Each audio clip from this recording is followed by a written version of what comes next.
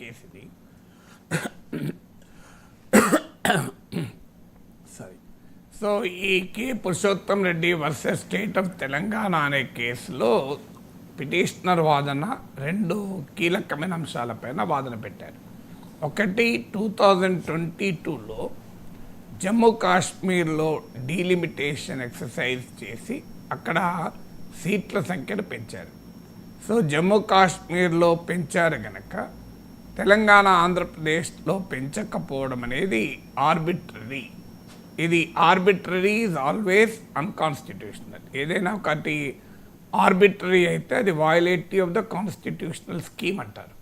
So అందువల్ల జమ్మూ కాశ్మీర్లో నిర్వహించి తెలంగాణ ఆంధ్రప్రదేశ్లో డీలిమిటేషన్ చేయలేదు కనుక ఇది ఆర్బిట్రరీ అవుతుంది. అందువల్ల దీన్ని తెలంగాణ ఆంధ్రలో కూడా డీలిమిటేషన్ చేపట్టమని కేంద్ర ప్రభుత్వానికి ఆదేశాలు జారీ చేయమని పిటిషనర్ సుప్రీంకోర్టు అడిగాడు. ఇది కేసులో ఉన్న మొదటి అంశం.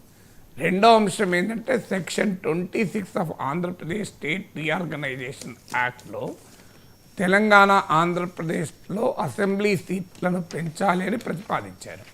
ఆంధ్రప్రదేశ్లో అసెంబ్లీ సీట్లను 175 నుంచి 225కు, తెలంగాణలో అసెంబ్లీ సీట్లను 119 నుంచి 153కి పెంచాలి అని section 22 of Andhra Pradesh state reorganisation act, Andhra Pradesh రాష్ట్ర పునర్వ్యవస్థీకరణలోని సెక్షన్ 26 చెప్తోంది కనుక సహజంగానే ఇది లెజిటిమేట్ ఎక్స్పెక్టేషన్స్ను క్రియేట్ చేసింది. అంటే న్యాయబద్ధమైన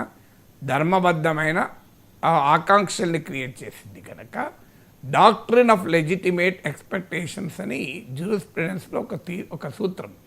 so doctrine of legitimate expectations ప్రకారం రాష్ట్ర పునర్వ్యవస్థీకరణ చట్టంలోని సెక్షన్ 26లో ప్రతిపాదించారు కనుక అసెంబ్లీ సీట్లను పెంచాలి, అందుకు అనుగుణంగా డీలిమిటేషన్ చేపట్టాలి అనేది పిటిషనర్ రెండో వాదన.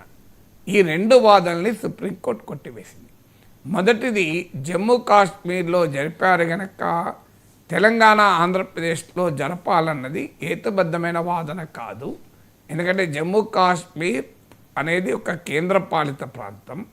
కేంద్రపాలిత ప్రాంతాలకు రాష్ట్రాలకు వేరు వేరు రాజ్యాంగపరమైన అధికారాలు ఉన్నాయి. అంటే they fall in distinctly different constitutional domains. అందువల్ల ఒక కేంద్రపాలిత ప్రాంతమైన జమ్మూ కాశ్మీర్లో డీలిమిటేషన్ చేపట్టారు కనుక ఒక రాష్ట్రంలో డీలిమిటేషన్ చేపట్టాలనడం కరెక్ట్ కాదు. ఈ 2 భిన్నమైన రాజ్యాంగ పరిధిలోకి వస్తాయి. They fall in distinctly different constitutional domains. ఉదాహరణకు కేంద్రపాలిత ప్రాంతాలను గవర్న్ చేసేది ఆర్టికల్ 239A. రాష్ట్రాలను గవర్న్ చేసేటువంటి కాన్స్టిట్యూషనల్ ప్రొవిజన్స్ వేరే గనక ఈ డిమాండ్ను గనక అంగీకరిస్తే, పిటిషనర్ డిమాండ్ అంగీకరిస్తే, it will open the flood gates for similar demands on parity. అంటే ఇతర రాష్ట్రాల నుంచి కూడా ఇదే రకమైన డిమాండ్లు వస్తాయి. This will destabilise the uniform electoral framework. అంటే దేశమంతటా ఒకే రకమైన ఎలక్టోరల్ ఫ్రేమ్వర్క్ ఉండాలి కనుక దాన్ని దెబ్బతీస్తుంది అన్నది సుప్రీంకోర్టు వాదన. సో అందువల్ల జమ్మూ కాశ్మీర్లో చేశారు గనక ఆంధ్రప్రదేశ్లో తెలంగాణలో చేయలేము అని గతంలో చేసిన వాదనను సుప్రీంకోర్టు కొట్టివేసింది.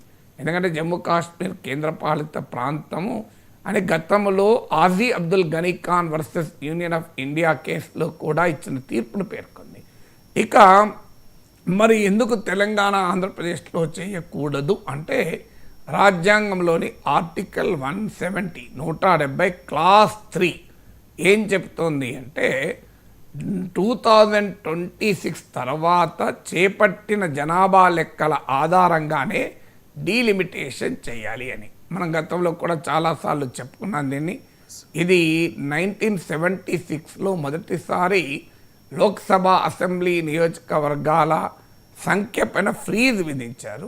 ఎందుకంటే జనాభా నియంత్రణ చేపట్టుతున్న రాష్ట్రాలు నష్టపోతాయి అనే డిమాండ్ ముందుకు వచ్చినప్పుడు 76లో ఇందిరాగాంధీ ప్రభుత్వము 25 ఏళ్ల పాటు ఈ లోక్సభ అసెంబ్లీ సీట్లపైన ఫ్రీజ్ విధించింది.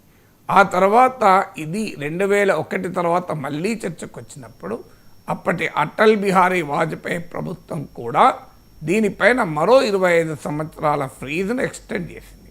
అలా 2026 వరకు భారత రాజ్యాంగంలోని ఆర్టికల్ 170 క్లాస్ 3లో 2026 వరకు కూడా ఫ్రీజ్ ఉంది. అంటే 2026 వరకు కూడా అసెంబ్లీ సీట్లను కానీ లోక్సభ సీట్లను కానీ పెంచకూడదు అని.